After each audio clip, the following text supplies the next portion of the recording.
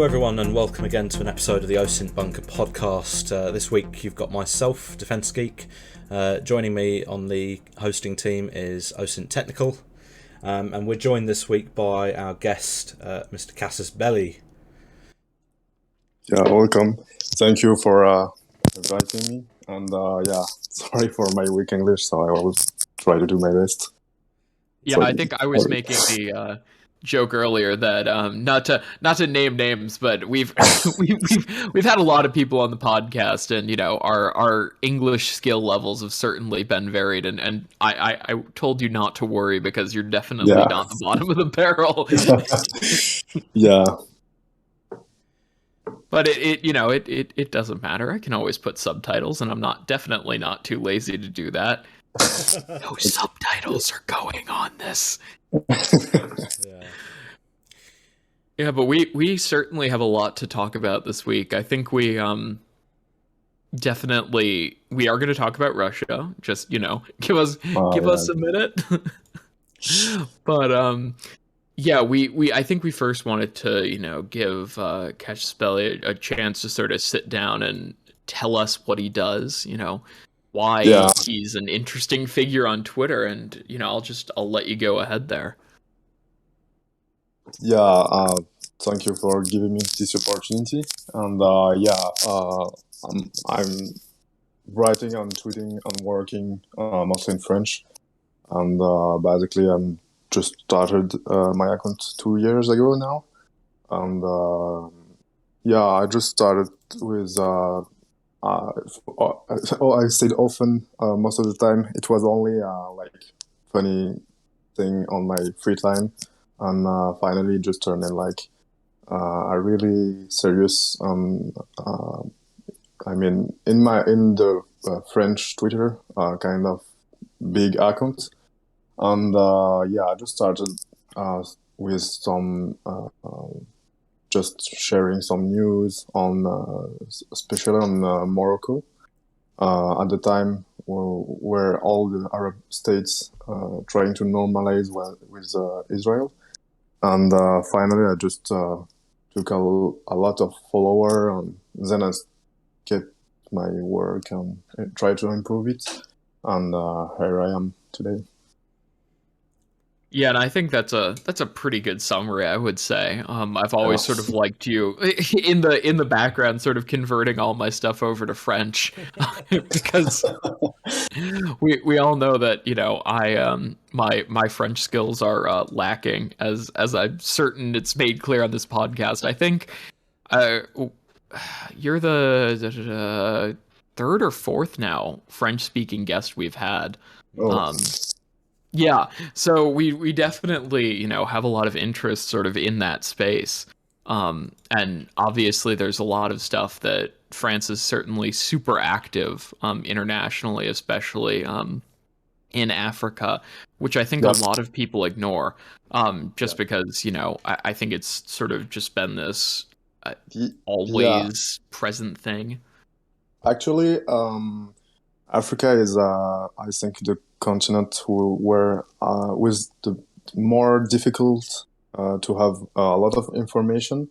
So and also not the medias in general don't really talk a lot about this continent and all the events happening there. I started to be interested in that. I started first with the Middle East, with countries like Israel, Lebanon. And with the time, I just started to be more interested in Africa. For example, in Mali, it's easier for me, of course, because there's French-speaking countries. And of course, I started with Mali, Chad, Burkina Faso, and all this country. And also, I've done a good and important work, I think, on Mozambique. At the time of nobody was interested in it, and of course I had some great help of my friend here Intel, which is since he's South African, so he gave me a lot of information on finally just to focus on this area. And yeah, today, of course, I'm more focusing on Ukraine and Russia, but I think it's kind of linked because Russia is actually working and doing a lot of stuff in Africa, and especially against the French influence areas. So yeah, this is kind of linked work, I guess. Yeah, I know we've had talks in the past before about, the Wagner presence in Africa, which is effectively, Russian state-sponsored group activities. But they definitely have a presence in pretty much, I would say almost every African country has some sort of Yeah, Wagner presence at some point in the last few years. And some countries have a much more established presence. And I think just due to the nature of the fact that they're technically a mercenary group, they aren't counted as some sort of official state presence, but they act under what are effectively state orders yeah, from Russia, which a lot of people forget that Africa is sort of this frontier of it's almost a great power conflict without being one. Mostly at this point between France and Russia, but also with the U.S. assisting France on a yeah, number of fronts. But it definitely is certainly just yeah. a I, convoluted area. Yeah, actually, it's a very important continent because, of course, there's a lot of resources, and like all the countries are just trying to put their own influence on, like China, of course, Russia, France, United States, and this time I had the opportunity to see also huge investment or interests of countries like Emirates or Turkey. And yeah, I think this is what actually interested me because I just realized that this is a country where there's not a lot of Osint people working. I mean, I think we're not a lot interested in Africa. Most of the people are doing a great job on Middle East, Europe, or Asia, or even Southern America. But on Africa, I didn't met a lot of people working on that, and yeah, of course, it was a kind of opportunity for me because at the same time, most of the regions who have like this last months, stuff like coup d'état or coup attempt or stuff like that, were old French colonies. And of course, it was very interesting to follow that because I guess all the, I'd say, uh, English community in Osint wasn't always aware of what's going on there. And yeah, I'm glad I've done that. I've followed, for example, the coup in Mali, all the events in Chad, in Central Africa as well. So yeah, Yeah, It's and I worth know saying you've been quoted by quite a number of different news outlets, which is yeah, usually quite a big deal for us as OSINT accounts. yeah, definitely. Just looking at your profile, you've been quoted by the likes of France 24, Yep. France's Channel 5, Le Monde, um, Yeah, most of them even the are. French edition of Sputnik. Yeah, I exactly. mean, it doesn't really help I guess it helps the fact that, Africa is criminally undercovered, Yeah, just between major publications. I mean, the number of journalists that I know that work for major publications in the US who actually work in Africa, hmm, it's an incredibly small number for the, number of people yeah, on the continent. yeah, exactly. So as I said, I've noticed that there's not a lot of OSINT accounts working on Africa. I just noticed like Hair Intel. Sometimes they talk about South Africa, which is very interesting. And another account named Jake was doing a very great job. And yeah, of course, this is as I said, it's easier for me to talk about that since I got the news or my contacts speaking in French in countries like Algeria, Morocco, Mali, and all these countries. So it made it easy for me. And of course, it helped me with all my skills. I mean, my skills in using to share all this information on Twitter.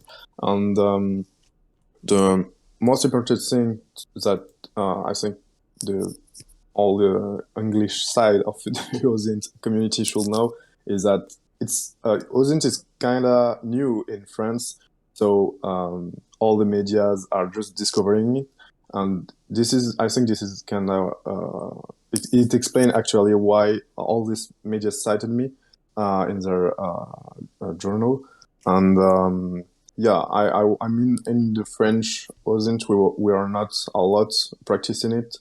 And we are like I'd say 10 maximum, and yeah, actually it's very new in the French area, I'd say.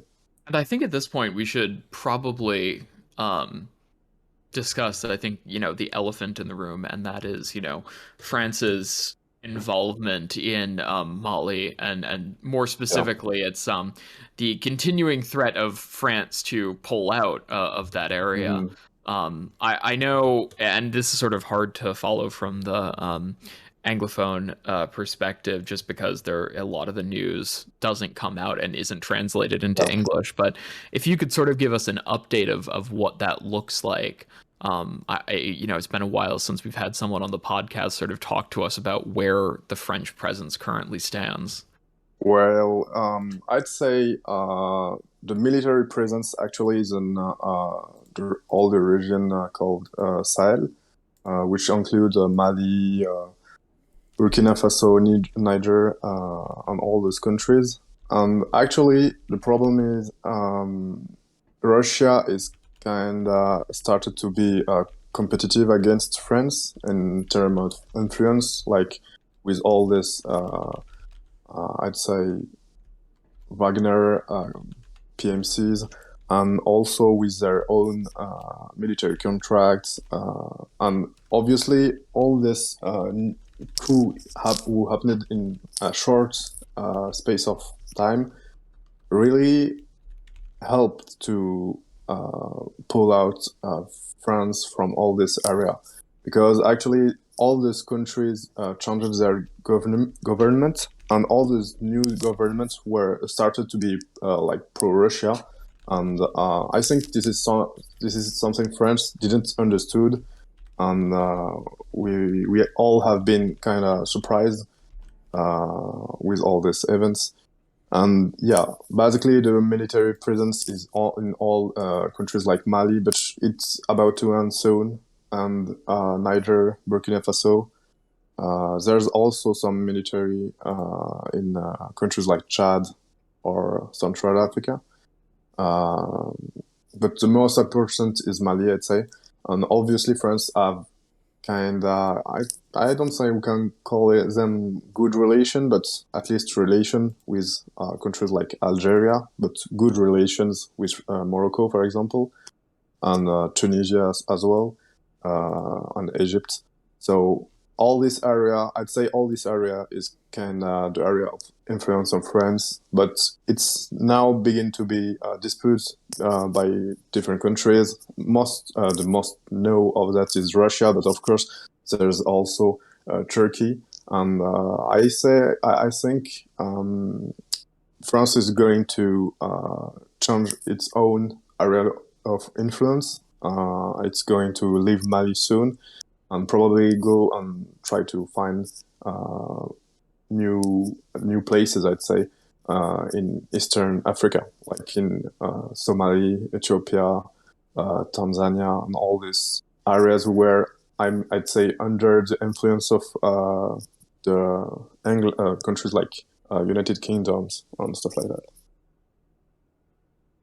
Yeah, so it's sort of that, cooperation, I guess, at this point, or I guess lack of cooperation that might cause some issues into the future. A bit between France and the African states. Yeah.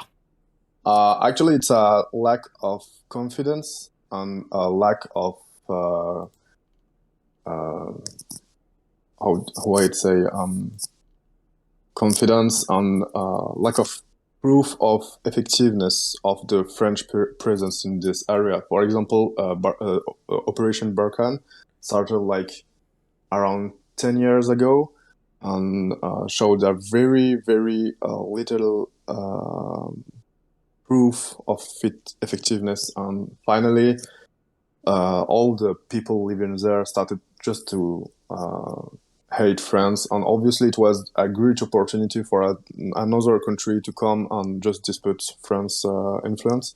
And I guess this is what Russia have done actually. But yeah, it's a lack of confidence, lack of good results, I'd say, showed by France. And also there's a lot of corruption stories, all this stuff would never help to construct a good relation between France and African states. So basically, for the northern African countries like Morocco, Algeria, Tunisia, and Egypt, I'd say it's not that bad. But with countries of like Mali, Burkina Faso, we just said we just seen a lot of protests, and yeah, I think this is a failure of the French foreign policy in this area.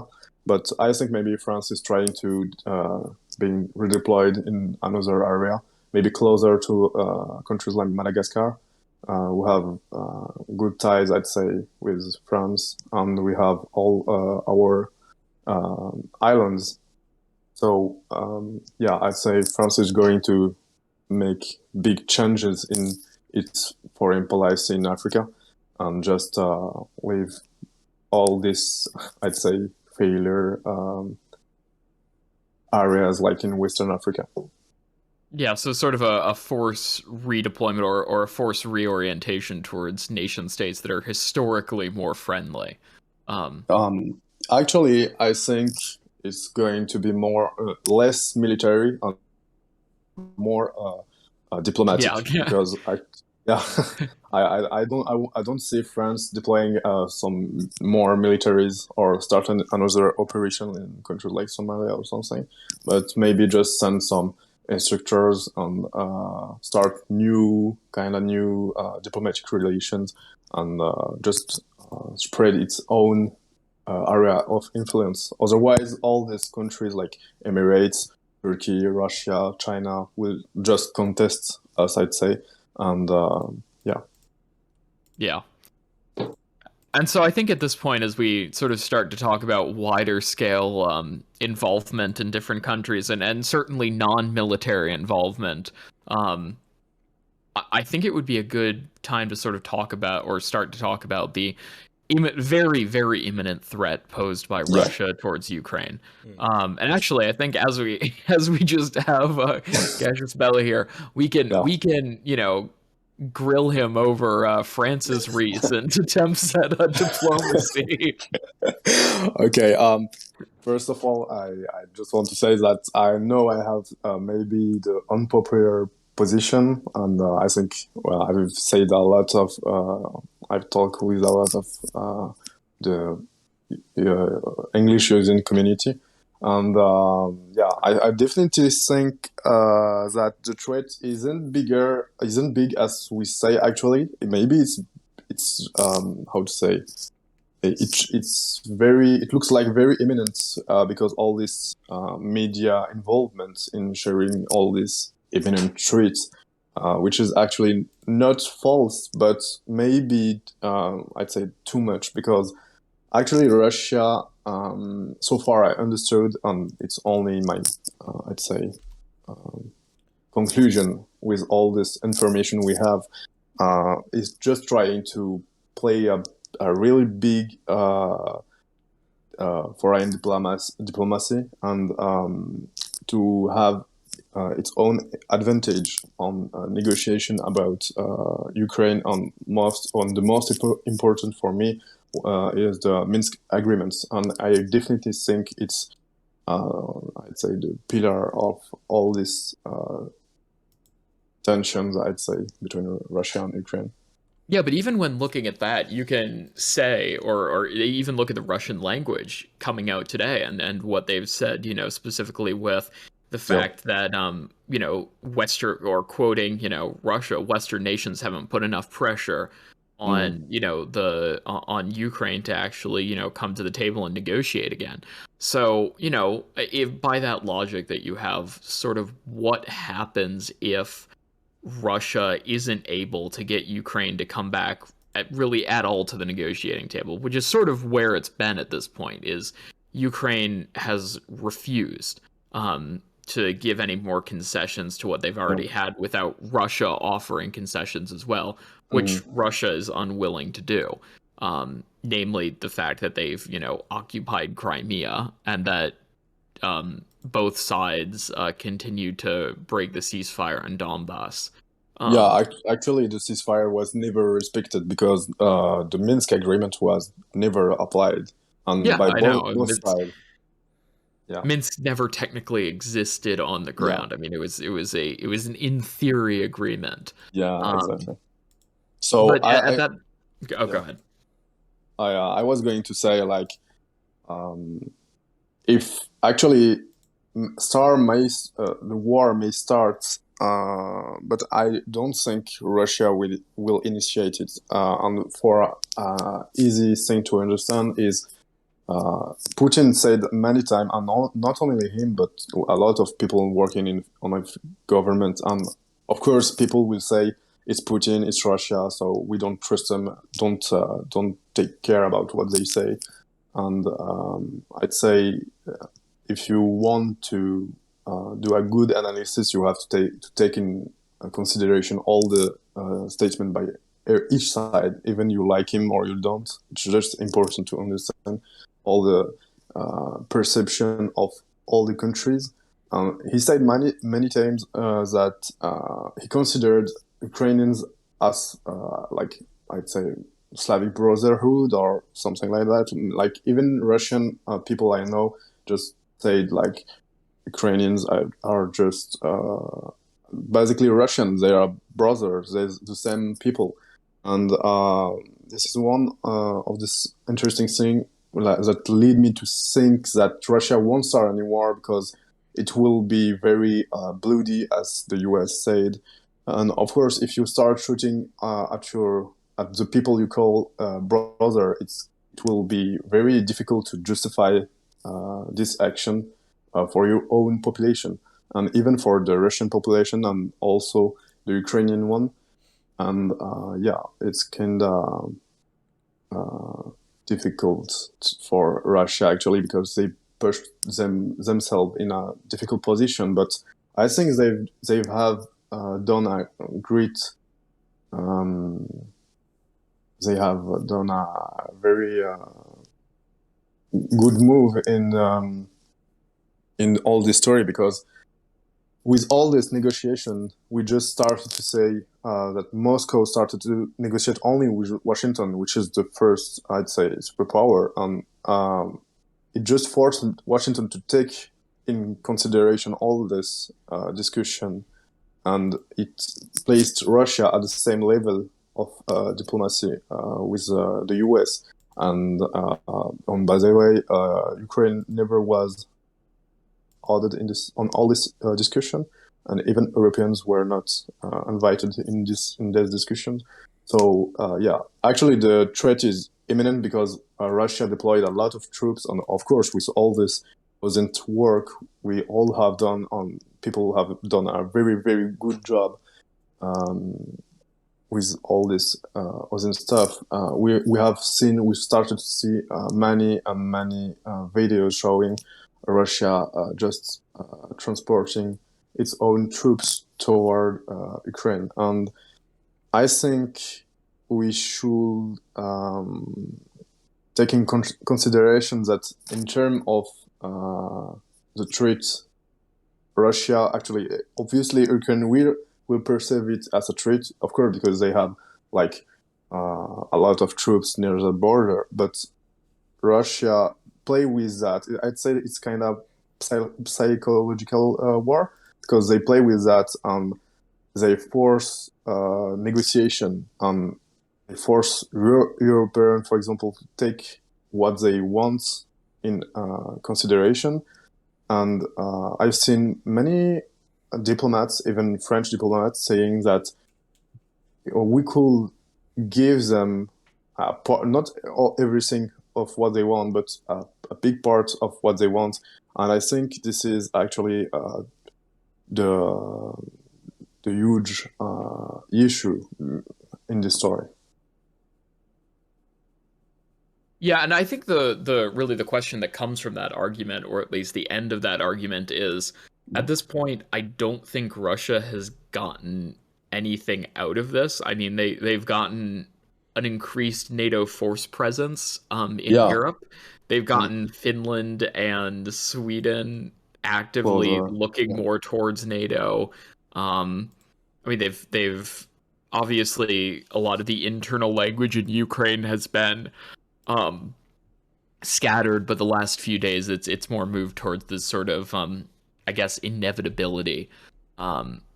They haven't really changed any public opinion in the US, at least that I've seen. Yeah, but I think what's important to know is that so far I know the US won't. I mean, most of the US people won't see Russia as a friend anyway. It will always be maybe it's because the Cold War or anything, but it won't. Russia won't be soon or seen as a friend state anyway. So well, I mean, if you look at sort of the U.S. historic relationship with Russia, I mean, there's the infamous George Bush line of looking Putin in the eyes and seeing the good man. But I mean, the real thing about that is, I think Americans had this point where it was sort of seeing Russia as a former enemy. But even now, I mean, if you look at sort of how it's changed since, 2014, is looking at Russia as this active threat. I know, Chechnya and the invasion of Georgia were sort of viewed differently, I guess, because Americans were less willing to view those countries as, part of Europe and, historically more European. And, they were basically, in Russia's backyard. So obviously they have the right to do whatever with it. And then you look at the argument today. Yeah, actually, they have the right to do everything they want because it's on their own territories, and it's right. Actually, it's a fact. But obviously, if you put all your troops near a border, you can't complain about the other country to feel treated, and it's actually totally normal for Ukraine to feel like that. But I think what's important to take in consideration is it's also a big game between all these intelligence services. And I think sometimes we just forget that because, of course, the Russian services are working on doing sometimes misinformation. But of course, it's the same on the other side, and it's normal. I mean, it's not bad or good. It's just how it works now. I mean, in 2022, and I've seen that on Twitter, for example. You have some rumors spreaded on internet. It's part of, I'd say, the new war. It's most of it is misinformation. Of course, you have actions on the field of foreign services. And sometimes it's very difficult to find the truth because it's like everyone is lying. And of course, Russia isn't an innocent country. I mean, we all know what they can do, but I'd say the US even can do some stuff. And of course, history proved it. And this is what I think we should take in consideration. I mean, and this is why open source intelligence is important because, again, most of the stuff that we've taken a look at with the Russian buildup and with what all the other countries are doing has been separate of the language coming from, the U.S. or any other Western powers, and that real the thing is, I mean, we can independently verify that there has been a massive Yeah, buildup. I mean, yeah, we can independently verify sort of every yeah. step of what Russia is Actually, doing. this is the good thing with, I mean, internet and all this Osint techniques, because you can like literally go and verify what's going on the border, and it's not like before you just had to, I'd say, trust the government, but now you can really go and watch some satellites imagery and check what's going on.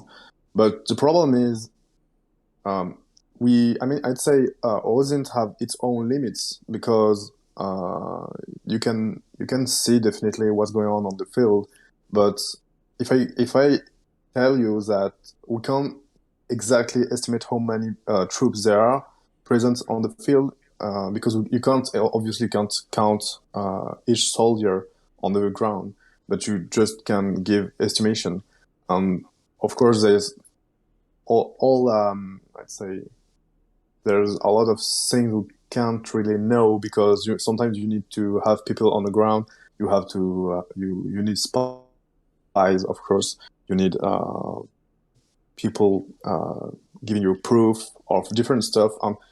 For example, I'll talk about the Ukrainian report a few weeks ago. I'd say a few months now, with all this chemical stuff or chemical weapons and all this stuff, and it was very weird because the Russia talk about that, Ukrainian talk about that, and finally the OSCE just went on the ground and found nothing. So it was very weird.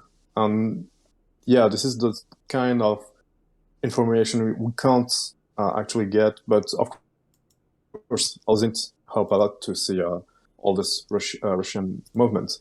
But I'd say we we can't have all the details, even in the diplomatic ways, of course, because they're all speaking between them, and there's a lot of stuff we won't know, and it's normal. Doesn't actually only help us to have a better understanding of what's going on the field, and it's very important because sometimes it's very help to discover like a military field hospital, for example, in Belarus.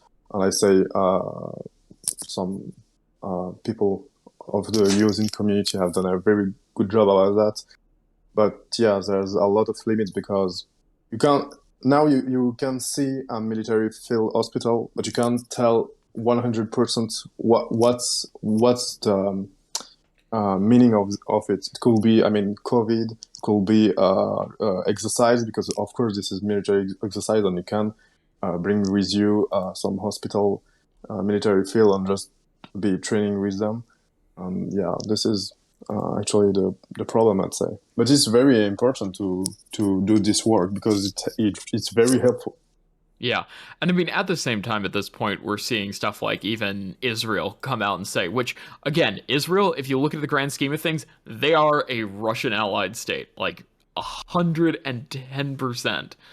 They have very close relations with Russia. Israel arguably has supported Russia's claim in Crimea. Um, and they came out at least, sometime earlier today. This is the 12th of February. Most likely, you're going to be listening to this on the 13th. But I mean, they came out earlier today and openly said, you need to get out of Ukraine because something's going to happen. Or Yeah, they weren't that direct, but they but said people should leave Ukraine yeah, as soon as possible. And I mean, at this point, even those, supposed, and I will say, the Israeli intelligence services aren't exactly known for being yeah, incompetent. yeah, they, they, yeah. Of they, course. they, they certainly have a reputation. Um, Yeah, and of sort of course. that real question ends up being is, what do the Israelis expect are going to happen? Obviously they're I recommending think. their citizens leave. You're seeing a bunch Mm, of what are fairly independent states recommending that their citizens leave. South Korea, um, yeah, a bunch of varied states. Um, yeah, I've made a list about that. There's like South Korea, Montenegro. Latvia, Estonia, Finland, North Macedonia. And yeah, of course, there's a lot of countries who are starting to pull out their staff, diplomatic staff. But if you see, if you give a look of all these countries, most of them are, I'd say, close to the US. And which is where, to me, is first, France still haven't moved anything from its own embassy for now. It's just told to the people to not come to Ukraine, but they didn't ask to people to leave Ukraine. They and there's another country which is Turkey, who is member of NATO, who still have done nothing about that. In fact, they just stated that they don't really believe in any invasion. And with all my contacts, I know that even France don't believe it. So there's a huge problem because or the US is wrong, or all these countries are wrong. And also, I would like to say that countries like China and India didn't move anything yet from the Ukraine, which is very weird because I'd say if something was going to happen in Ukraine, I'd say at least China will be aware of it. So yeah, this is kind of weird. Maybe it will happen in few hours, maybe in few days, but actually, it's something very weird, and I think people forget that, but it's very important to take it in consideration. Yeah, and I think there is sort of, I think we, at least in this debate, represent the two opposing views, which I think is also our views are kind of represented both on the local level here and on the more national level between the US and France. But there definitely does seem to be that difference in opinion, at Yeah. least right now, of people who think, whether or not Russia actually intends to do something, or if they intend to use this as a bargaining chip. And again, I think both of us have presented, a, an argument. And at some point, a lot of our argument relies on faith in what our countries are saying, or what our countries are indicating. Because, I can point to, open source intelligence stuff, and you can point to, some logical conclusions and the statements made by both sides. But at the end of the day, there's only so much that we can look at. I think the statements made by various countries telling people not to go to Ukraine is definitely a certainly worrying development in this, and gives us some indications. Combine that together with a bunch of actions Russia's taken in the last 76 hours at least, that are actions that can only be done for a small period of time, which sort of gives them this imminent window to take action. Sortying all of their Black Sea Fleet ships was certainly a huge thing that we saw today and yesterday. That is a limited time deployment thing that they can't just keep pumping ships out repeatedly. So that's a big thing. Calling up reservist units. That's something you can't do all the time. So that's a big thing. Actually, I I it's think worth saying as well that obviously the Americans yesterday were very, very clear with their statement that to their citizens, you have effectively 48 hours to get out of Ukraine. The very fact that the Americans are confident enough to put a time frame on it like that, and the fact that we've also sort of heard through various sources that the assessment now is, if Russia's going to act, it's going to act sometime on the 15th or the 16th, which as you say, is just a matter of days away now. I think that, combined with the fact that we've seen in the last, as you say, the last 24 hours, we've seen well over 30 countries, some of them with absolutely nothing to do with the Ukraine conflict, turning around to their citizens and saying, get out now. Get out while you've got the chance, because we aren't sending anyone to come and rescue you. Actually, I think that's quite a lot. Actually, I'd say we should not forget that only a few months back, Kabul happened, and I think it was a very huge experience for all these embassies and all these Western countries, and maybe they took that in consideration because actually, of course, Kabul was a total mess, and especially for the US, and we all remind all these images in Kabul with all these planes, and Well, yeah, it was. in fairness, if Russia were to invade tomorrow or maybe Monday, Mm, there would actually the timeline for people calling for actual discrete evacuation. I mean, the U.S. would be slightly ahead of more of the Afghan timeline by a few days, and transportation was more available than out of Afghanistan. Um, but the rest of the country is calling for evacuation right now. I mean, giving people 24 to 48 hours or even less than mm, that. I mean, the US has been calling for people to leave for weeks yeah, now, frankly, but the rest of the countries haven't been. And so that would actually line up pretty similar to what had happened in Afghanistan. So mhm, I think the parallels that you can draw are fairly close. Um, but at the same time, I think this would be more put on some other countries being a bit hopeful, I guess, yeah. that M- democracy or diplomacy will prevail. Mm. Um, mm, I yeah, I almost said the infamous reason will prevail, but yeah, of course. But what I wanted to add is that if you give a look to all these countries, you'll find that like most of them are close to the US, which is very interesting because all this statement about leaving Ukraine started like a wave, and only like a few hours ago. Because before that, it was only the US calling on the UK, of course, calling for withdrawal of their diplomatic staff, and it just came like a huge wave. So I guess all this country had some intel information or stuff like that, of course.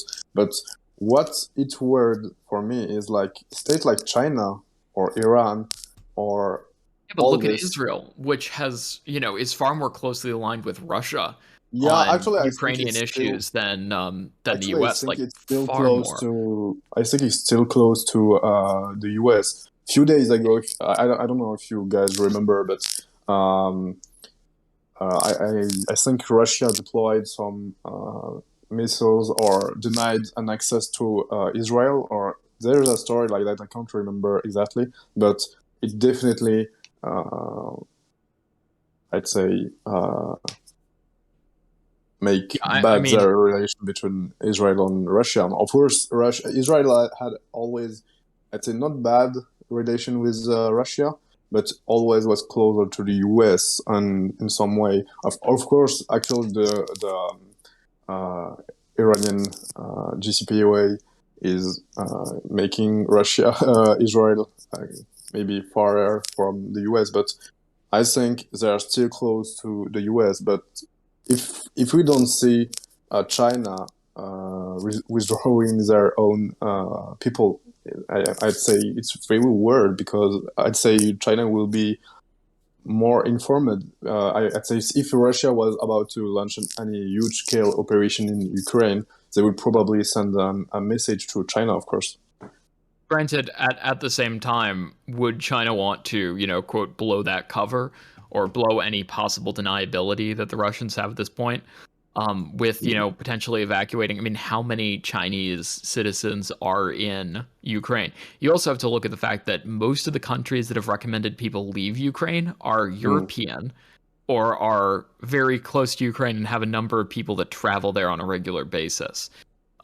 I mean, we've probably seen basically, if you go down the list, most of the countries that have the most citizens either visiting or living in Ukraine have issued warnings for people to leave Ukraine. I mean, we're not seeing countries like, I don't know, Thailand, We're not seeing okay. them call for people to leave Yeah. Ukraine because there just aren't any people there right now.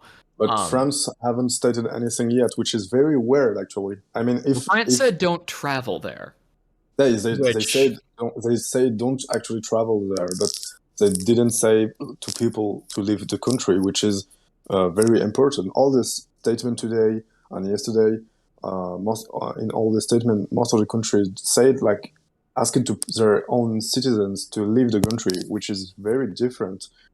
So France is acting very weird on this story because I'd say, of course, Macron tried to go to Russia and talk with Putin, which it wasn't. I mean, concluded. It concluded with nothing. But what is weird to me is like really France have said nothing yet.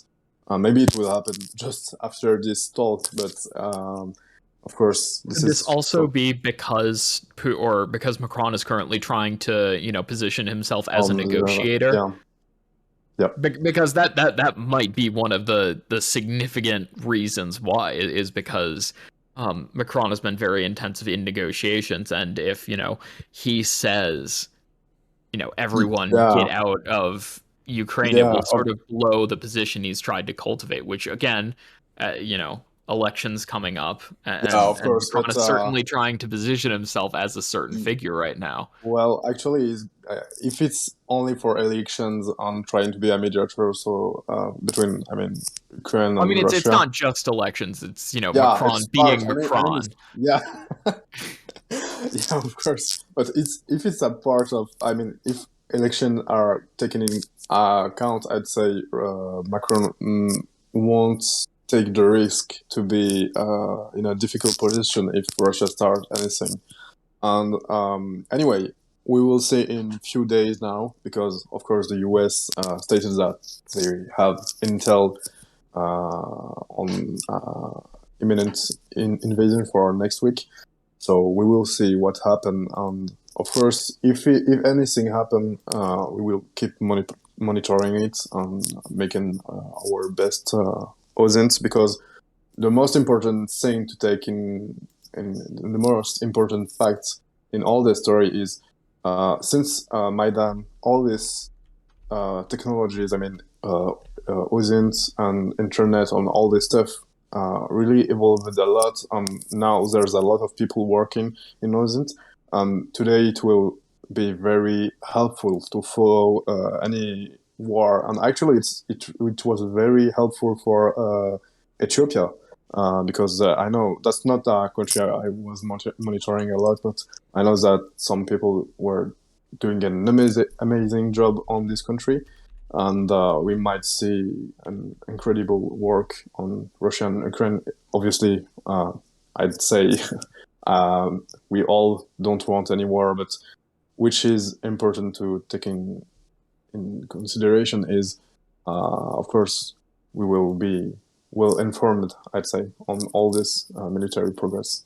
Yeah, and I think it's been a while since we've had an actual lively debate on the podcast, which is definitely okay.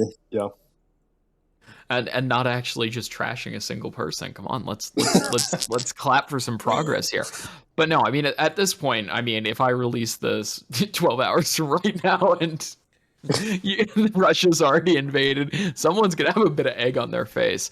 But no, I think the disagreement that you've presented is fairly logical and is definitely backed up by things that we've seen.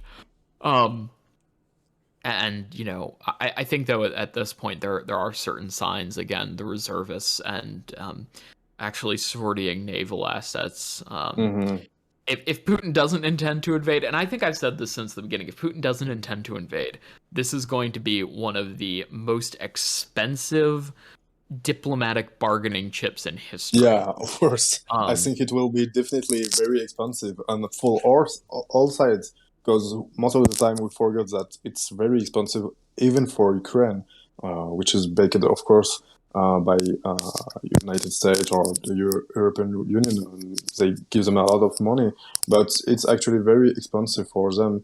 And At the same time, I think this is why Zelensky made a lot of statements saying that he see no threat no imminent threat, I'd say, of Russia, because his country is in a very bad economic condition, and I think all this media coverage on imminent threat pushed a lot of Ukrainians to withdraw all their money from banks, and it could put Ukraine in a very difficult position. So it will explain why he made all this statement.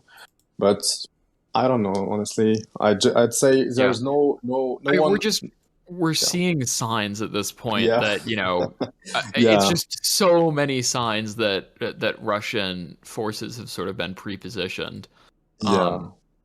And I mean, it's not like we're gonna have to wait for long at this point, because if they don't decide to do something, well, they're gonna have to stand down some of their most ready forces at some time soon, because they in the Black Sea, they won't be able to keep the naval exercises going for that long. Yeah, of course.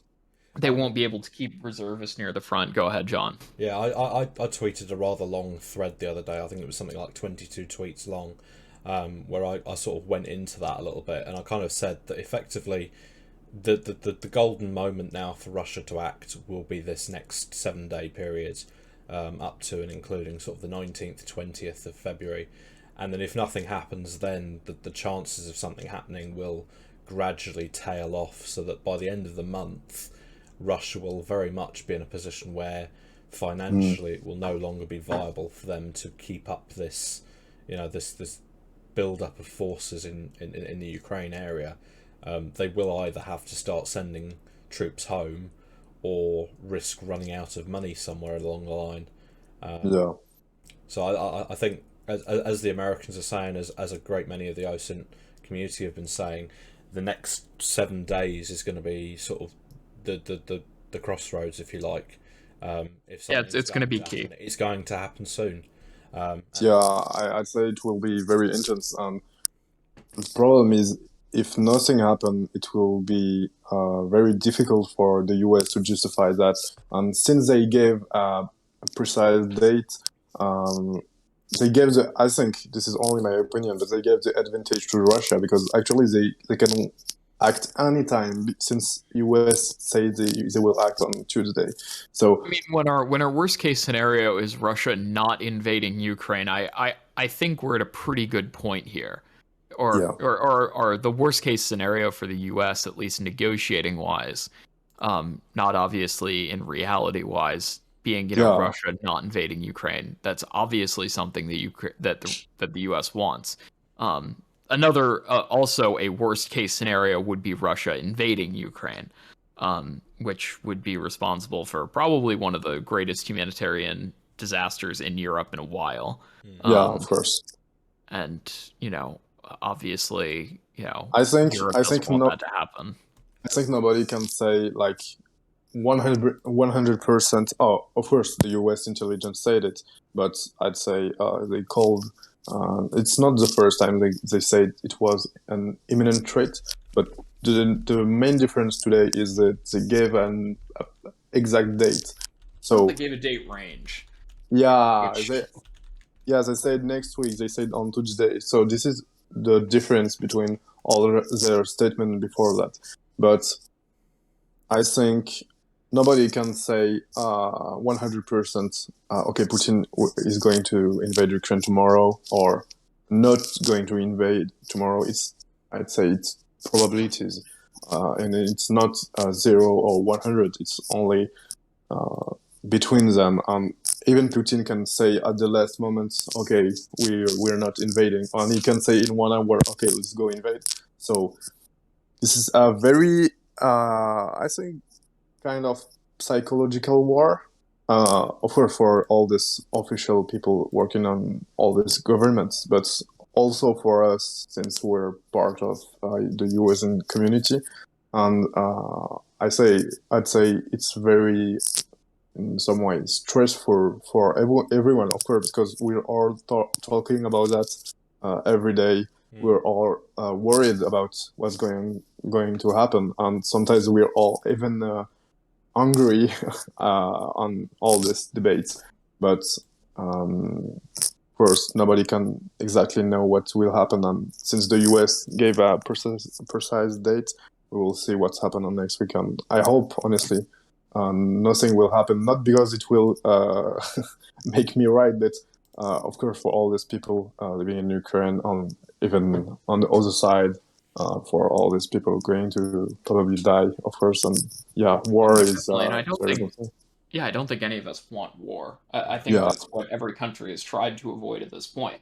I think the main question right now is what can be done to avoid it. Are there steps in negotiation that can actually be made?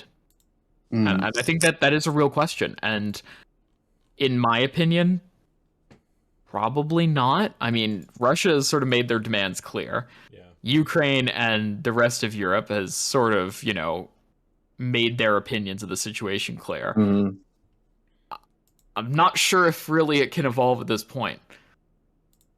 Honestly, I don't know, because Russia demands were actually very weird. Since they asked to never let Ukraine enter into the NATO, but the problem is, according to the fifth article of the NATO, Ukraine can't anyway join NATO because of Crimea. And many countries talk about that, like Germany, Spain, even France, and they all agreed that Ukraine won't join soon NATO because of their border problems. I mean, the disagreement though is disagreement is that NATO never wants to have another country put requirements on. Yeah, the whole point is people have the freedom to join NATO. Even if we don't want to let them in, they have the freedom to ask. And that is that's a question that NATO isn't willing to bend on, and comes to the heart of the issue. Yeah, but actually I think it's important to understand the Russian view of all this problem, because if you see only, I'd say for us, the Western view, you will see Russia, of course, of I can call it maybe a rogue state or a dangerous state for Europe, but Russia have also its own fears. I had the chance to talk with many Russian people, some people working close to officials, and they have also their own fear, because of course if by any chance Ukraine join NATO, NATO will be very, very close to Moscow, and of course Russia don't want it actually. They have agreed on different things sides of on the side of Ukraine and the Ukraine case, like those open sky treaties, like all this nuclear weapons in all these months. I think if they keep talking, in a diplomatic way, if they keep their ties with, especially with the US, I'd say it's not definitely over for now, but of course it might change soon. But yeah. Yeah. Well, Russia wants a definitive answer to their issue that is Ukraine. They fixed their issue with Belarus, and now they view Belarus as sort of a secure union state. Yeah. And now they need to fix the issue that is Ukraine some way or another. Yeah, I think the plan, it's only my opinion, because I try to start monitoring all these ex-USSR countries like Belarus, Kazakhstan, and all these countries, and I try to understand the point of Russians, since the end of USSR and even today. And what I've understood so far is, I think Russia wanted to make a sort of union state with Ukraine before Maidan. With all these events after Maidan, of course, it changed all their plans. And I think they definitely had the opportunity with the valid protest, I'd say, in Belarus. Because after that, they started to talk to Belarus and asked them to join their initiative, which is the State Union. And maybe it's only my, I'd say, analysis, but if Russia really insisted on the application of the Minsk agreements, which will give Ukraine a huge problem, because it will give some autonomy to the Donbass, all these separatist regions, and of course they will be added in the Rada, which is the Ukrainian parliament, and then they will have power, I'd say, some influence in the Ukrainian parliament. And I think Russia tried to force Kyiv to follow all these agreements to have, again, an influence inside of the Ukrainian government, and maybe try to ask them to join State Union in the future, I mean, in the long term. And because all this, you need to understand the background before that. If you read the Russian doctrine, they often talk about the fact that even Belarus are Russians and Ukraine are Russians, and it's kind of all big family, and they